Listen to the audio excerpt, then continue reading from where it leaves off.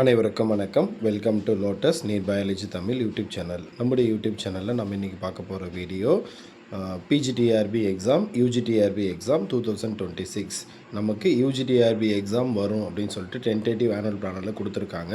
ஆனால் PGTRB exam வருமா வராதா அதை பற்றி எந்த விதமான டீட்டெயிலும் பண்ணாக்கா நமக்கு ஆனுவல் பிளானில் இல்லை. ஸோ இப்போ வரைக்கும் நான் இன்றைக்கி என்ன டாபிக் கொடுத்துருக்கேன் அப்படின்னாக்கா ஒன் லாஸ்ட் ட்ரை. அப்போ ஒன் லாஸ்ட் ட்ரை அப்படின்னா என்ன?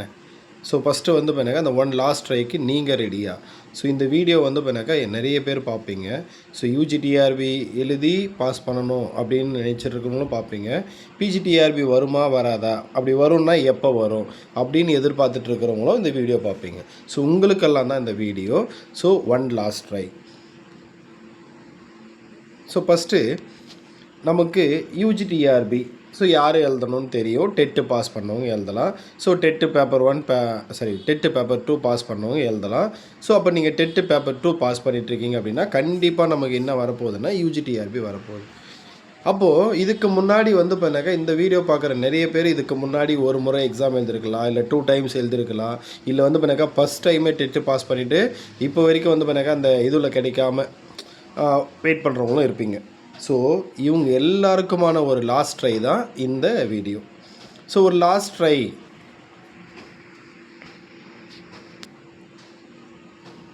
என்ன பண்ணணும் அப்படின்னா, நம்ம எக்ஸாம் எப்போ வரப்போகுது அப்படின்றத பண்ணாக்கா நம்ம எதிர்பார்க்கக்கூடாது. அது எப்போவாவது வரட்டும் எக்ஸாம்.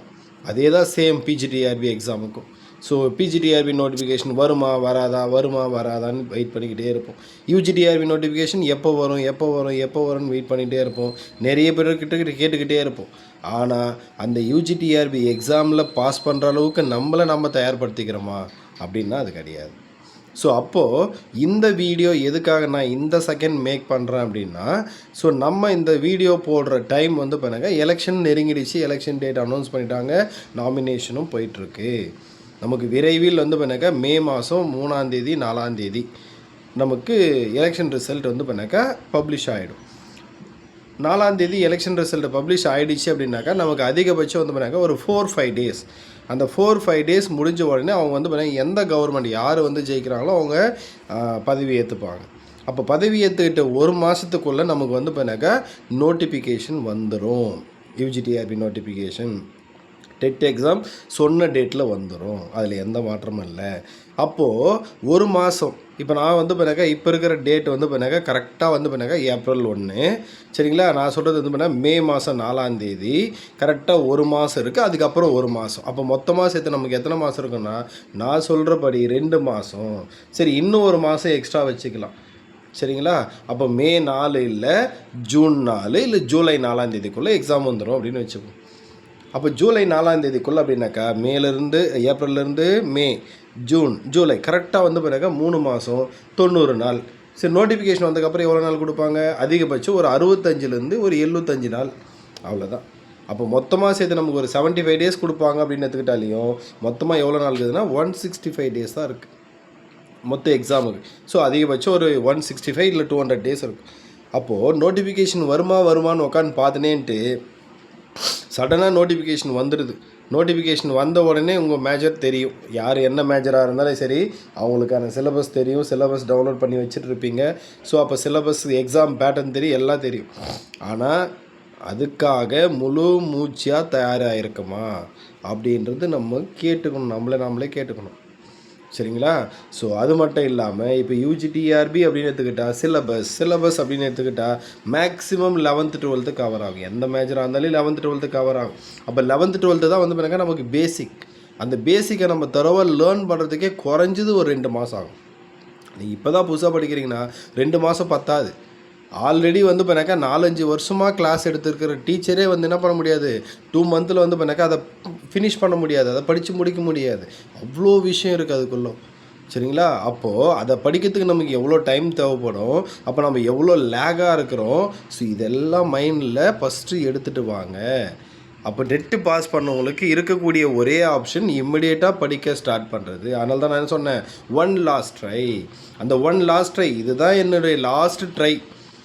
இதுக்கப்புறமா வந்து பிறகு நான் கண்டிப்பாக போஸ்டிங் ஆர்டர் தான் வாங்க போகிறேன் அப்படின்றத மனசில் வச்சுக்கிட்டு ஒரு டார்கெட், ஒரு வெறியோடு படிங்க. கண்டிப்பாக என்ன பண்ண முடியும், வரக்கூடிய யூஜிடிஆர்பியில் நம்ம நல்ல மார்க் வாங்கி போஸ்டிங் வாங்க முடியும். அந்த நல்ல மார்க் அப்படின்றது வந்து பிறகு யூஜிடிஆர்பியில் நமக்கு இன்னொரு பெனிஃபிட் இருக்குது. என்ன சார் அப்படின்னா, நம்ம மேஜர் மட்டும் படித்தா போதும், வெறும் 10 யூனிட் மட்டும் படித்தா போதும், நம்மளால் என்ன பண்ண முடியும், கண்டிப்பாக யூஜிடிஆர்பி எக்ஸாமை ஈஸியாக கிளியர் பண்ண முடியும். ஏன்னா இதே நம்ம பிஜிடிஆர்பி எக்ஸாம் வந்து அங்கே ஒரு ட்ராபேக் என்ன அப்படின்னா, மொத்தம் ஒரு 150 கொஷின் இருக்கும். அந்த 150 கொஷினில் 110 தான் மேஜர்லேருந்து வரும், அதுக்கு 10 யூனிட் படிக்கணும்.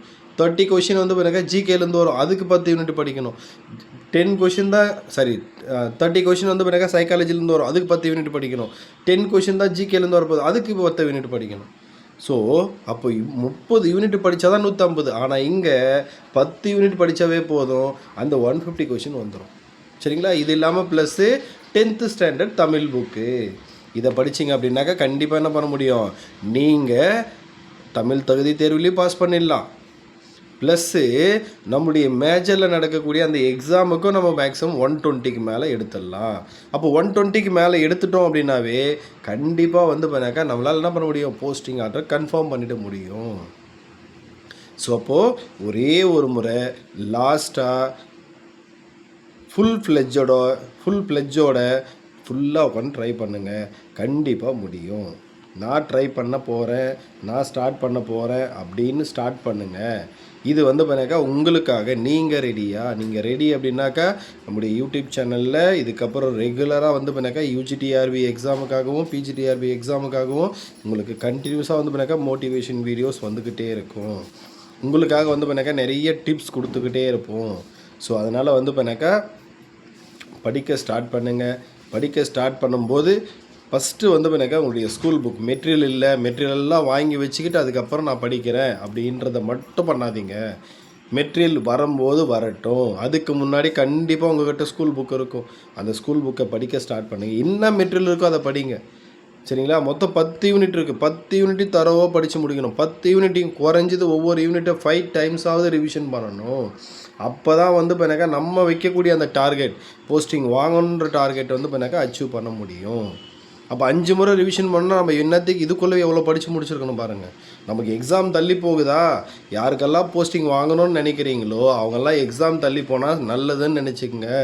உடனே நோட்டிஃபிகேஷன் வரணும்னு ஆசைப்படாதீங்க. ஏன்னா நம்ம 5 முறை ரிவிஷன் பண்ணால் தான் போஸ்டிங் ஆர்டர் வாங்க முடியும். ஒரு சிலர் ஒரே முறை படித்து போஸ்டிங் ஆர்டர் வாங்கியிருப்பாங்க, அவங்க வந்து போனாக்கா அவங்களுக்கு நிறைய அந்த சப்ஜெக்ட் நாலேஜ் இருந்திருக்கும், லக் இருந்திருக்கும், எல்லாம் இருந்திருக்கும். ஆனால் லக் அப்படின்றது எப்போ வேலை செய்யணும்னா நம்ம ஒரு 5 டைம்ஸ் ரிவைஸ் பண்ணிட்டோம் அப்படின்னா கண்டிப்பாக நமக்கு லக் வந்து போனாக்கா கண்டிப்பாக இதுவாகிடும். சரிங்களா?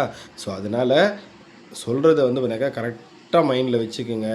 படிக்கிற யூனிட் உங்கள்கிட்ட என்ன மெட்டீரியல் இருக்குது, ஸ்கூல் புக் இருக்கா, ஸ்கூல் புக்கை படிக்க ஸ்டார்ட் பண்ணுங்கள். இல்லை யூஜிடிஆர்பி மெட்டீரியல் வச்சுருக்கீங்களா, புக்கு வச்சுருக்கீங்களா, சிலபஸை டவுன்லோட் பண்ணுங்கள், சிலபஸை கையில் வச்சுக்கோங்க.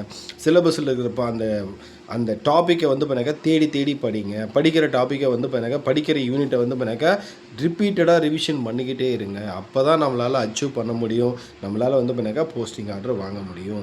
சேம் இதே தான் பிஜிடிஆர்பிக்கும். பிஜிடிஆர்பிக்கு யாரெல்லாம் நான் பிஜிடிஆர்பி எழுதி நான் வேலைக்கு போவேன், நான் 11th 12th நான் கிளாஸ் எடுக்கணும், நான் ஒரு ஹையர் செகண்டரியில் முதுகலை பட்டதாரி ஆசிரியராக ஜாயின் பண்ணணும்னு நினைக்கிறீங்களோ நீங்களும் நோட்டிஃபிகேஷன் எப்போவாவது வரட்டும். ஆல்ரெடி நான் சொல்லிட்டேன், 150 கொஷினில் 110 கொஷின் தான் 10 யூனிட்லேருந்து வரப்போகுது. 30 கொஷின் சைக்காலஜி, 10 கொஷின் ஜிகே, அப்போ 30 யூனிட் படிக்கணும். அப்போ 30 யூனிட் இல்லாமல் 10th தமிழ் புக்கு படிக்கணும். ஸோ இவ்வளோ விஷயம் இருக்கிறதுனால ஸோ நீங்களும் வந்து பண்ணாக்கா அந்த ஸ்கூல் புக்கை படிக்க ஸ்டார்ட் பண்ணுங்கள். ரெகுலராக வந்து பிறகு படிச்சுக்கிட்டே இருங்க. கன்சிஸ்டன்சி அப்படின்றது ரொம்ப ரொம்ப ரொம்ப இம்பார்ட்டன்ட். ஸோ அதே மாதிரி இந்த மொபைலை முடிஞ்ச அளவுக்கு வந்து பண்ணாக்கா குறைச்சிருங்க. உங்களுக்கு வந்து பண்ணாக்கா போர் அடிக்கிற டைம் ஒரு நாளைக்கு அதிகபட்சம் ஒரு 30 மினிட்ஸ் மொபைல் யூஸ் பண்ணால் போதும். நம்ம போஸ்டிங் வாங்குற வரைக்கும் போஸ்டிங் வாங்கிட்டோம் அப்படின்னா அதுக்கப்புறம் நீங்கள் எவ்வளோ நேரம் மொபைல் யூஸ் பண்ணாலும் யாரும் எதுவும் கேட்க போகிறதில்ல. ஸோ படிக்க ஸ்டார்ட் பண்ணுங்கள்.